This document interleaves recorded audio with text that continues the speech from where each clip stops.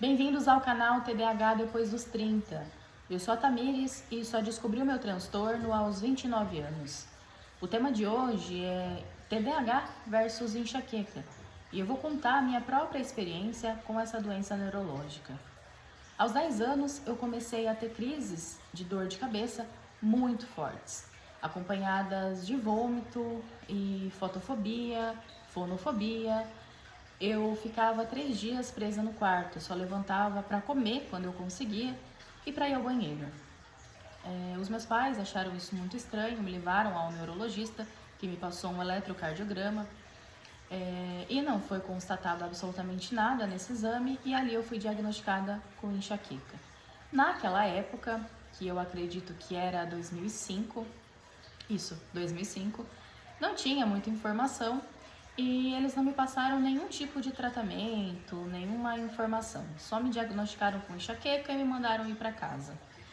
E em sequência disso, eu continuei tendo essas crises e sempre que elas vinham, os meus pais já sabiam o que eram, me levavam até o pronto-socorro mais próximo e os médicos me colocavam no soro com algum medicamento que eu não lembro mais o que era, né, porque faz muito tempo. Eu continuei tendo essas crises dos 10 aos 16 anos, sempre de forma muito forte e sempre por 3 dias. E mesmo depois de 3 dias, lá no quarto, quinto dia, até o sétimo, oitavo, 10º dia depois, eu ainda continuava sentindo a testa dolorida. Não doía mais, mas sempre que eu levantava ou deitava, eu sentia aquela dorzinha ali no fundinho ali da testa, era sempre do lado esquerdo. E aprendi a conviver com isso, porque falaram que não tinha cura. Só que nos meus 16 anos, a doença entrou em remissão. Talvez porque fosse talvez uma ebulição hormonal, né? Porque foi bem naquela fase de puberdade, pré-adolescência e início de adolescência. Só sei que entrou em remissão e eu não fiquei muito preocupada do porquê que eu tive aquilo e porquê que eu não estava tendo mais, só estava feliz que eu não estava tendo mais aquelas crises de forma tão intensa. E aí nos meus 20 e poucos anos, com o estresse da vida adulta, eu voltei a ter algumas crises, porém eu conseguia tratar em casa, com um banho morno, algum medicamento fraquinho, um soninho, uma ou outra crise, ficava ali por uns 3 dias, mas muito teimosa eu não ia no pronto-socorro. Eu tratava em casa, passava esses 3 dias na força do ódio e seguia. O problema começou, né, piorou depois do Covid. Eu peguei dengue, em sequência eu peguei Covid, e aí depois eu peguei dengue de novo, e eu peguei Covid de novo, e eu fiquei pegando gripe em cima de gripe, vírus em cima de vírus, e aí tudo foi ladeira abaixo. E eu comecei a ter crises estonteantes, eu comecei a ter crises de delirar, eu comecei a ficar bem mal. A minha enxaqueca voltou de uma forma muito forte, de uma forma cronificada e sendo enxaqueca com aura. Eu enxergava tudo torto, tudo pixelado, tudo num tamanho aumentado. Eu pensava, meu Deus, será que eu tô ficando maluca? Porque era tudo muito novo pra mim. Eu nem sabia que enxaqueca com aura era aquilo. Enxergava uns risquinhos assim, umas coisinhas esquisitas, umas luzinhas pulando na minha visão. E eu falava, o que é isso, né? Nunca vi isso. E aí a dor também, de uma forma muito diferente. A dor veio aqui, no meio da testa, ao invés de ser aqui do lado. E, nossa, foi um Deus nos acuda. Eu ia pro pronto-socorro várias vezes durante a semana e os médicos não sabiam também o que era. Tratava só como uma dor de cabeça comum, como uma cefaleia tensional e não me davam dipirona. Eu tive dores de cabeça da minha audição ir e voltar, e dipirona não resolveria nunca, mesmo que fosse na veia, gente. Amenizava um pouquinho a dor, 15 minutos, depois voltava tudo de novo. Tomava anti-inflamatório e não resolvia nada, absolutamente nada.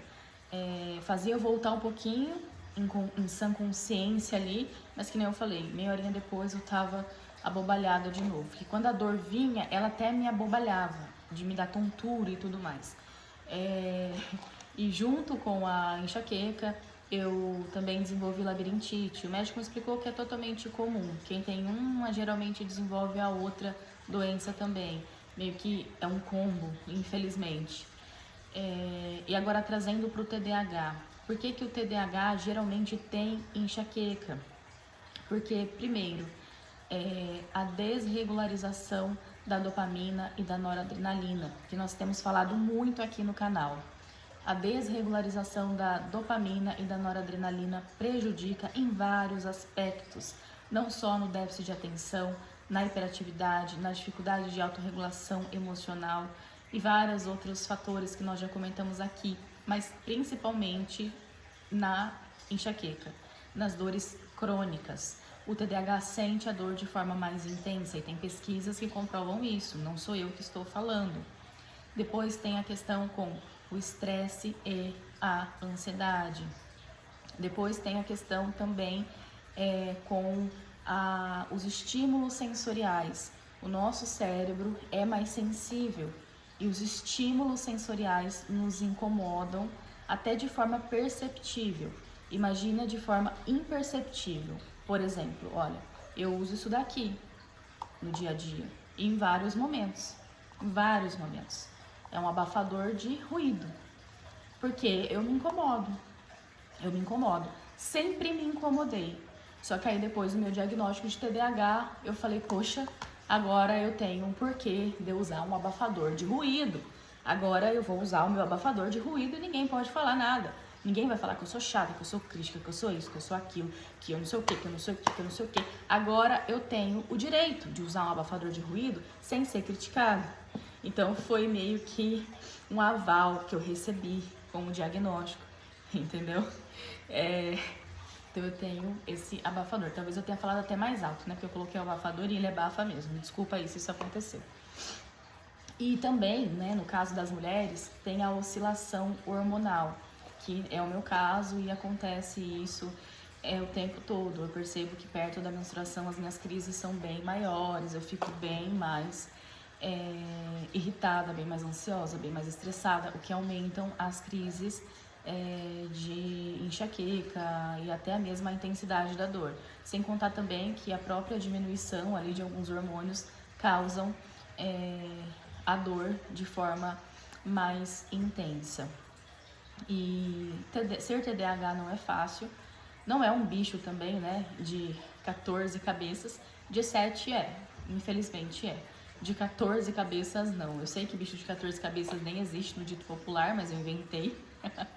Mas é um desafio diário, infelizmente, para todos nós, e nós temos que aprender a lidar com isso da melhor maneira possível. Mas e você? Também tem enxaqueca? Conhece alguém com TDAH que tem enxaqueca? Ou tem enxaqueca e não tem TDAH? Ou tem os dois transtornos? Me conta aqui nos comentários qual que é a sua experiência. Tem enxaqueca desde a infância? Descobriu a enxaqueca agora, na fase adulta? Com qual idade você descobriu a sua enxaqueca? Quantas perguntas, né? Muito TDAH. Mas tamo junto. Tô esperando o seu comentário aqui.